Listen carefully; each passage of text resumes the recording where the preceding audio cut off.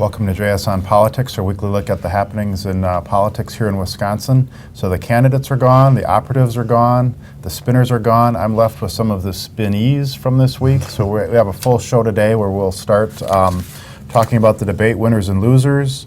We'll look at how the candidates fared on the Truth-O-Meter after their performance on Tuesday. Will the GOP set its sights on reforming the WEDC, and what else is on its agenda looking ahead? The County Executive, Chris Abele, is already on the airwaves. What does that say about his re-election bid next spring? And finally, of course, we'll tackle some viewer questions, so please send those in. Let me start by introducing our panel. Now, remember, it's not about us as the panel, although we are the only people here, so it kind of is about us. We've got Craig Gilbert, our Washington Bureau Chief, Dan Bice, our Watchdog columnist, and from Madison, we have Christian Schneider. And we've got a couple days here to let it all sink in, so we're going to start right away with winners and losers. Craig, give us yours. Well, I thought the senators were in many ways winners, and the governors in some ways were losers. And the senators, I mean, particularly Marco Rubio, to some degree Ted Cruz, and even Rand Paul, who is totally out of step with a big chunk of his party on foreign policy, had his best debate. I mean, he let people know what is different about him, and there is an audience for that in terms of skepticism about military intervention and some of his libertarian agenda. But the governors, John Kasich, that are really kind of, I think people reacted badly to his persona, his temperament in the debate, and he's also now fully defining himself as kind of like the moderate critic of the rest of the field, which is not a formula for victory in a Republican primary. All right, Dan, who are your winners and losers? So mine are individuals as opposed to groups. I thought, well, first of all, I didn't think there was anyone who really bombed in this debate, and I didn't think that anyone was exceptional in this debate either. The two I thought who came off the best were Rubio and Cruz. They came in as number 3 and 4, and I think they walk away as number 3 and 4. And the loser, at the time I didn't think this, but I'm saying Ben Carson's the loser. I called a couple donors and asked them what they thought, and both of them responded to the fact that they were concerned about his lack of specifics and his failure to answer a number of the questions. All right, and finally, Christian, what was your winners and losers? Yeah, so at this point, we're almost kind of judging the candidates not only against other people, but kind of how they've done in the past. There's almost a point spread. And by that measure, I think Rubio did really well, but we kind of expect him to do well. When he set the trap for Rand Paul on foreign policy, and then just, Rand Paul swallowed it whole, and Rubio came back and just crushed him and started smiling in the middle of his answer, knowing that he got him. I think that was a great moment for Rubio. I think Fiorina did pretty well, although that, again, we almost kind of expect that from her now. I think a lot of when she surged at the beginning, a lot of that was because nobody really expected that of her, and now we kind of expect it. So, and the other thing is she really needs a foil too. You remember when she's really done well in the polls, she's either been fighting with Donald Trump over her looks, or with Planned Parenthood over things she said, and she doesn't really have a foil right now. So I think she did well in the debate, but I don't know that we're going to see a big boost for her. And we got to get your losers, right? My losers, Kasich, I think, was a real loser in this one, and then Craig Gilbert was a loser because I kept complaining about Kasich while he was sitting next to me. I'm like, Craig, can you believe he keeps butting in? And Craig, yeah. So. At the point where Kasich started getting booed by the crowd, that's probably an indication that you're not doing so great. All right, so one of the kind of sub-themes, just turn back to Craig's point on the governors aren't doing as well and the senators are doing well. That's historically different in terms of before Barack Obama, in terms of who is successful. It is kind of weird, and I think traditionally one reason governors are hailed and expected to flourish in presidential races is that they have records as sort of pragmatic problem solvers. They're not in Washington, and they're just not getting rewarded for that this time around. In some cases, a guy like Kasich, who won a landslide re-election, he did surprisingly well among minorities, labor, and Democrats. It doesn't necessarily position him well in a conservative Republican electorate, and they're also, some of these guys are just not good debaters. I mean, Scott Walker showed that, John Kasich is kind of showing that, Jeb Bush, a former governor, is showing that, whereas the senators, if there's one thing senators can do, it's talk. And yeah, I mean, that's the big difference. The way we go about selecting a candidate is starting to change more and more, where the debates become more central and experience becomes secondary. Yeah, what's striking too, and I want to ask Christian to get his take on this, is that these aren't just senators; these are young, first-term senators. This isn't Bob Dole or John McCain or somebody like that. I mean, what do you think that says, Christian, about the field right now? That these are sort of in the Barack Obama vein in terms of, new faces on the national scene. Right. I mean, people have called Rubio the Republican Barack Obama, and Barack Obama won two elections, so that I don't know that I would take that as necessarily a slap at him. But I mean, in terms of guys like Kasich and Bush, who have been around forever, they also have records that they have to run on, and Kasich has one of expanding Medicaid in his state and things like that. So. That may be one reason why governors are having a little tougher time this time. I mean, Jeb Bush with his Common Core and things like that, even though he's done some big things like school choice in Florida. But yeah, I mean, I think Republican voters may see this kind of as a generational choice. That's certainly how Rubio is setting it up against the old school politics of Hillary Clinton. Joe Biden was in there for a while as a possibility, and Bernie Sanders. I mean, these are all people well up there in years, and I think Republicans may see a lot of these younger senators as, representing at least a change. The most memorable lines have been exchanges between the candidates. It's rewarding people who can engage in repartee. The governors, including Scott Walker, came across, I thought, as very scripted, doing their talking points, explaining their points. And that's just not doing very well in the debate. Well, we saw in this debate when one of the governors, Chris Christie, got bumped down to the junior varsity debate. Do you see any changes going on into the next one? Is anyone going to move back up? Does Rand Paul Well, move the down? criteria has been a little bit different for each one of these debates, so it's hard to know. The next debate, I believe, is in Nevada. It's more than a month from now. It's hard to know what that field's going to look like, whether anybody's going to drop out of the race before then. What was different, and I think kind of worked a little bit this time around, we only had 8 people on stage instead of 10 or 11, and that's because they set a floor. They didn't say the top 10, they said you have to have 2.5%. I thought that worked, so I hope they follow that script next time. Who did you think did well in the first debate? I thought, Christie did well, but, I think there's a limit to what you can accomplish in the undercard. That's true. And I thought the other 3 were unremarkable. I thought Christie was clearly better than the other 3. I thought Bobby Jindal had a lot of content, but he struck the wrong tone throughout the whole thing. I don't see any of those other 3 moving up. It was nice to see only 4 people on stage, though. It was. I mean, it's interesting to see. Let me ask Christian before we wrap up this segment here on, who do you think has the most work kind of cut out for them between now and that debate in December? I mean, there's had been a lot of attention on Jeb Bush prior to this one. Donald Trump, we haven't even mentioned his name yet as a winner or a loser or even a participant, but who's got the most work to do between now and December? I think you'd have to go with Bush. I mean, assuming he's going to still be in the race. He came into the last debate, or this debate, thinking, I really have to make something happen. I really have to get things going. And he was okay, but he didn't do enough to jumpstart his candidacy. So. In the time leading up to the next debate, he's got to get moving. Otherwise, he might be toast. All right. Well, we'll leave that discussion there for now, and we're going to turn now to a tape segment looking at how the candidates fared on the Truth-O-Meter. We're joined now by Tom Kircher, one of our PolitiFact Wisconsin reporters who was at the debate the other night and monitoring what the candidates said. So, Tom, we're going to run through some questions here on some statements from the candidates and how PolitiFact National rated them. So we're going to start with a statement from Donald Trump. And the statement was, he says, President Dwight Eisenhower moved 1.5 million illegal immigrants out of this country, and the rating was half true. Yeah, back in 1954, there was something called Operation Wetback, believe it or not, and it was an attempt to deport illegals from Mexico.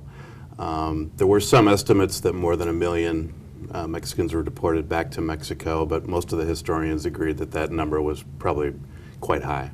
All right, and this was in the context of Donald Trump wanting to deport many millions more today as part of his plan.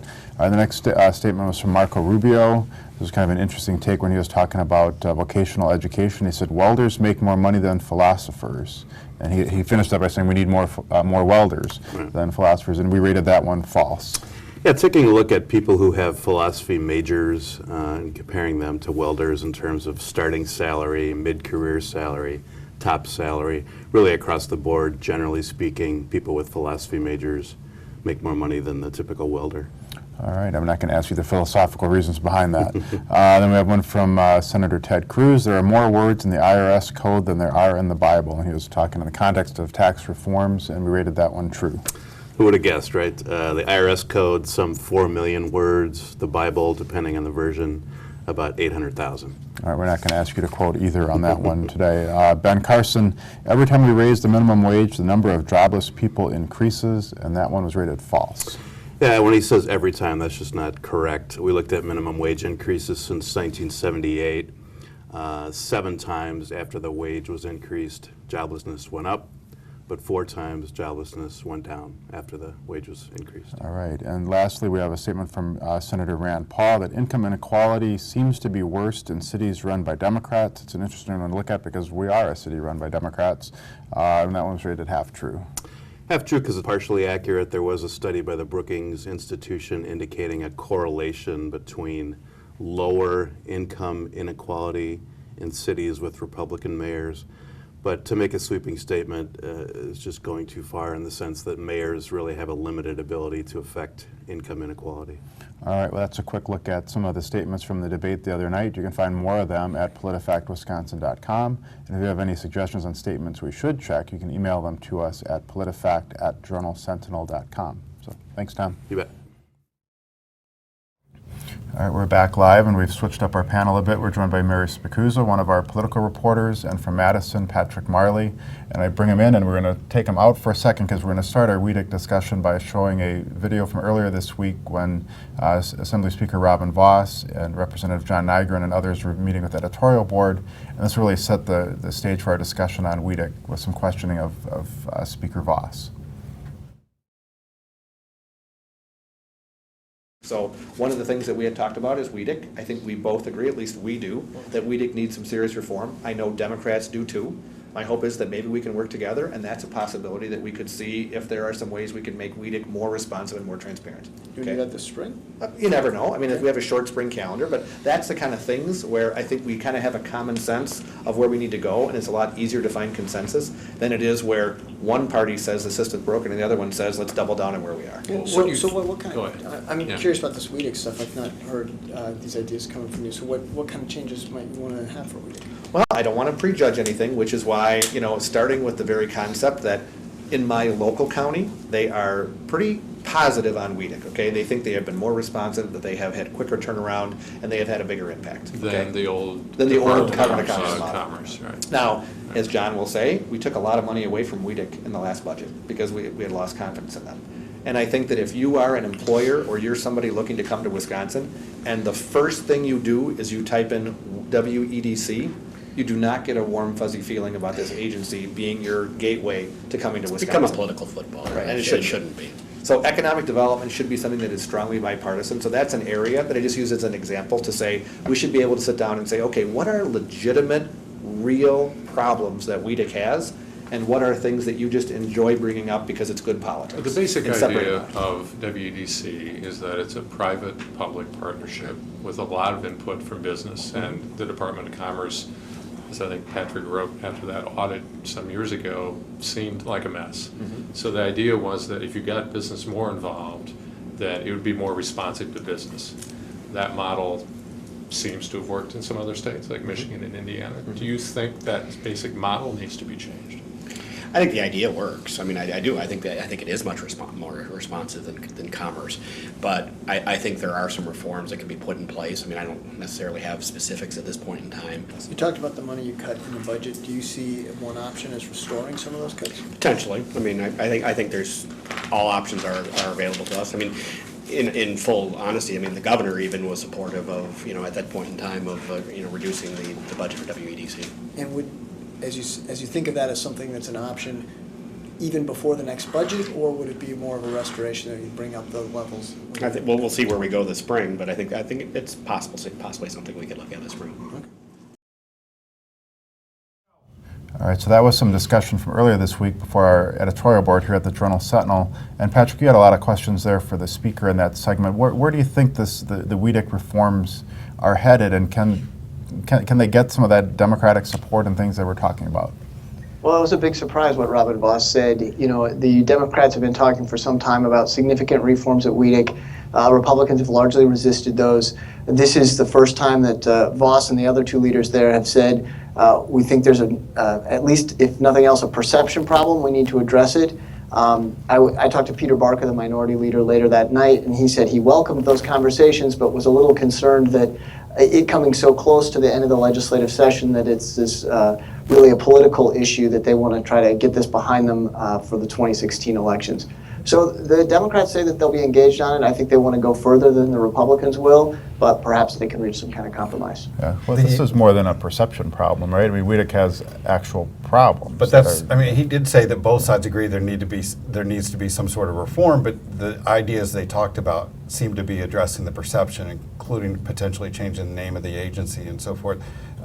There was also talk, which was also surprising, about increasing the amount of money for WEDC, which seems to run counter to the argument that it's in need of serious reform. So if you're a critic, you would say, well, I'm going on this diet, but give me the extra piece of cake or something, right? So what's your sense, Mary, of what happens with that agency? I think that there are going to be a lot of questions about whether rebranding is enough, whether just cleaning up the image and changing the name is going to change the fundamental problems that WEDC has had since the beginning. And even Walker himself has said he created it too quickly and should have taken his time, and I think we're still seeing the lingering problems from that. I think, the agency has a dual purpose. One is to get money out there to increase the number of jobs, and the other is to protect taxpayer money.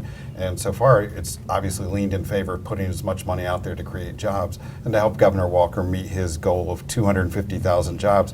But they need to emphasize the second part. What are they going to do to try to protect taxpayer money and to make sure they're not giving money to proposals, businesses, and so forth that are going to abuse it or have serious problems already. Yeah. Patrick, let me ask you. This year we've seen a lot of the governor kind of leading from behind with the legislature taking the lead. Is this something that the governor wants to get engaged on? Do you think he's satisfied with WEDC and how it's going, or how do you see that playing out as they get to the nitty-gritty of making any changes?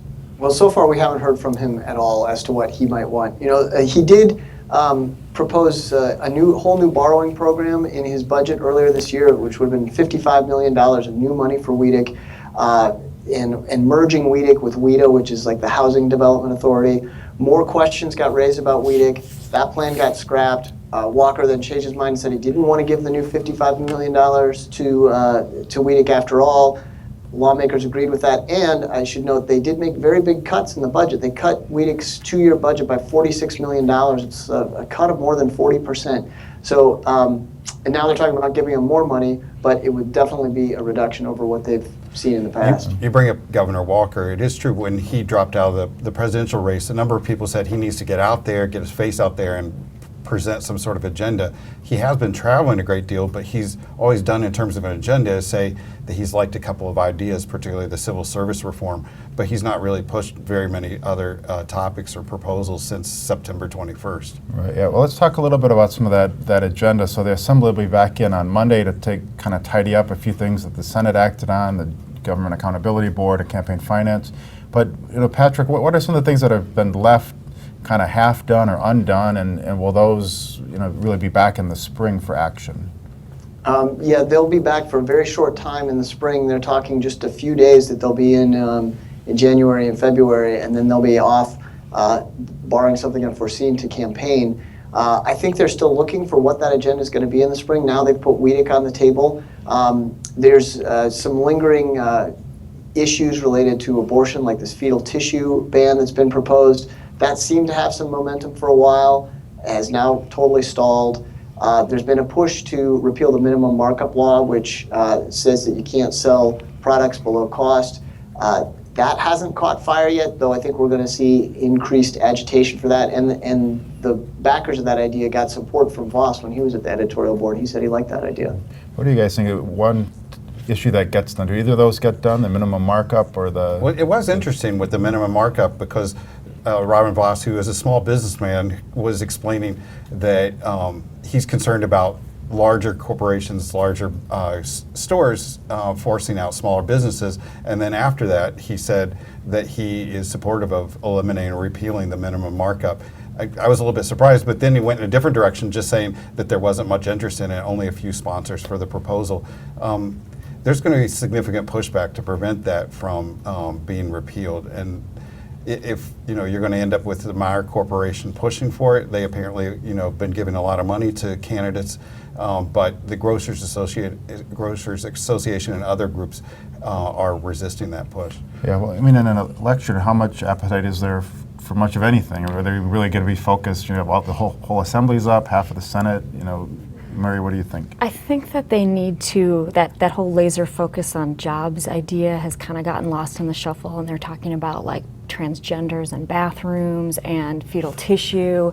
And I think heading into elections, it would probably be really wise to try to look like they're doing something to create jobs, and that might be reforming the WEDC, and it might be something else, but I think that people probably want to hear about But they're jobs. going to get done Monday, the main thing that they wanted to get done before the election, which is to change some of the rules on campaign contributions, because that's, that's going to be the big issue for them. How much money are they going to be able to raise, and will the money go primarily through the party leadership?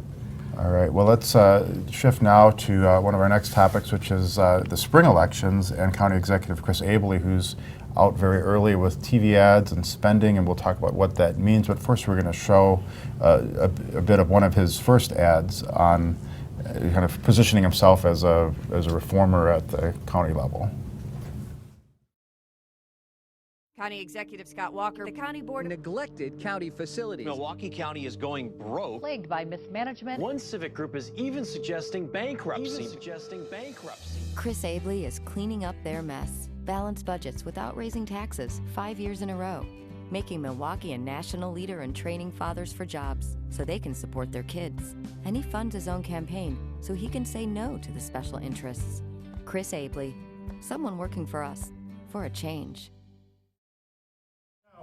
All right, so that's Chris Abele on the airwaves already. Dan, what's your take on this? Is he spending a lot because he has a lot, or is he in trouble, or what's going on? You can read it in two different ways, but he's already got 2 ads out there, TV ads, and they're on a lot. And I got my 3rd mailer yesterday from him. Very, very slick, expensive stuff. And they haven't even started collecting signatures yet for the races. But the fact is, there is going to be a primary, even though there are 2 main candidates, Chris Larson and Chris Abele. There are other candidates. There will be an election in February for that. But you can read it in one of 2 ways. One, that he wants to get out front and resolve the election very quickly with a lot of his own personal money, or 2, that his numbers aren't very good. And some people have been saying he has been polling.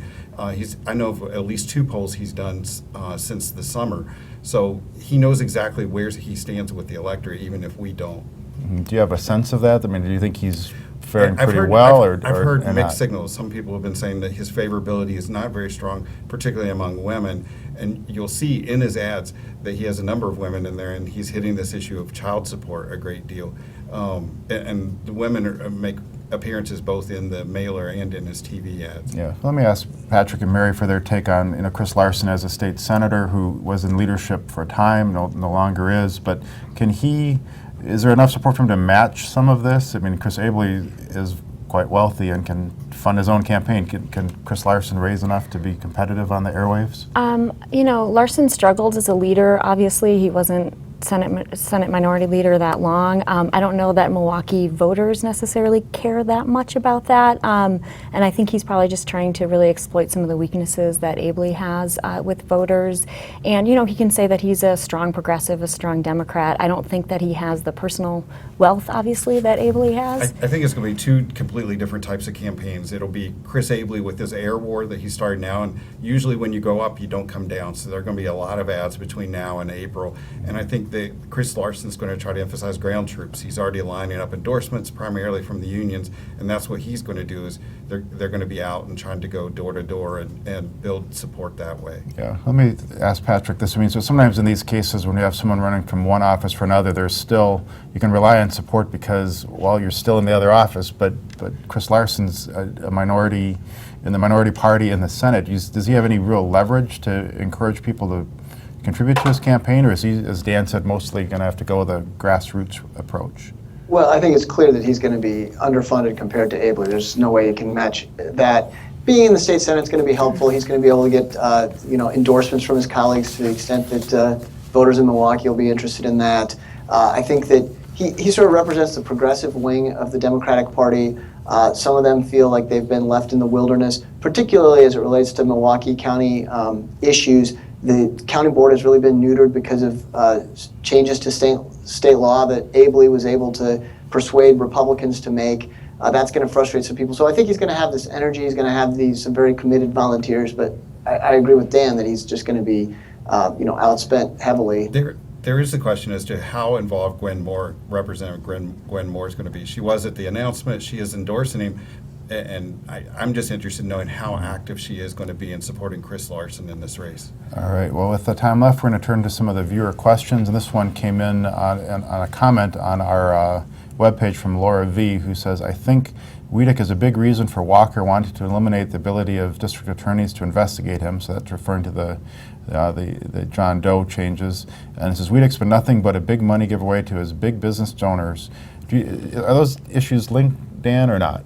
Or are there other reasons why they wanted to make changes to the John Doe laws? First of all, the John Doe changes doesn't prevent district attorneys from investigating Weedick or any other issue. It just changes what method they do in terms of pursuing investigations. So, I see the point that she's trying to make. It's just wrong.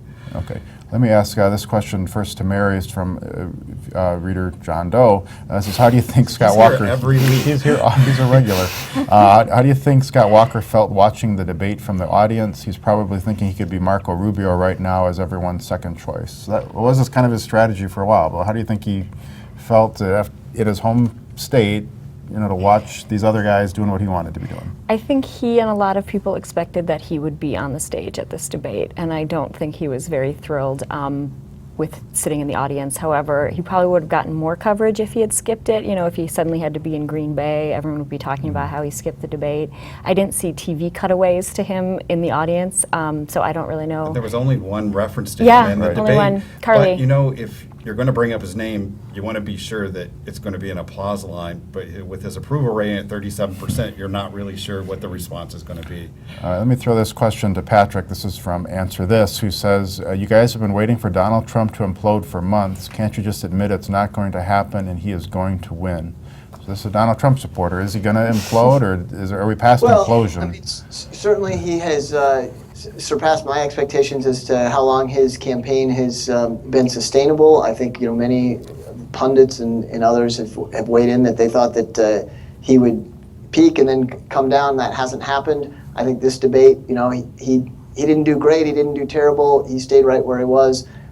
As to whether he gets the nomination, I remain skeptical, but he has defied my expectations. So after the debate, I went to the spin room where the candidates come in. He was there for a long time, wasn't he? Where they come in and they, like Jeb Bush didn't come in and say, hey, I did a great, he had a campaign manager out there and some of the other candidates, but Donald Trump was there for 45 minutes answering every question that everyone wanted to ask him. It was just amazing that he just wanted to get as much attention as he could, and he knew anywhere he walked, the whole crowd of reporters would follow him. All right, our last question, we'll throw this one to Dan. Says, this is from Green Bay Rules, who says, will there even be a Democratic debate in Milwaukee next year? Won't the race be over by then? Actually, I was asking other people that same question because it comes shortly before the primary here. Will it be resolved? I think there will be a debate, but what impact it'll have, it would be minimal. All right, I think that does us for time today, so we thank you for joining us. Next week, we won't have a show, but we will have Dan who'll be answering questions in a regular chat online. Any sort of questions, political, not political, whatever you want to ask. He takes them all, and the week after that is Thanksgiving, so we'll be back here in a couple weeks, and we thank you all for joining us.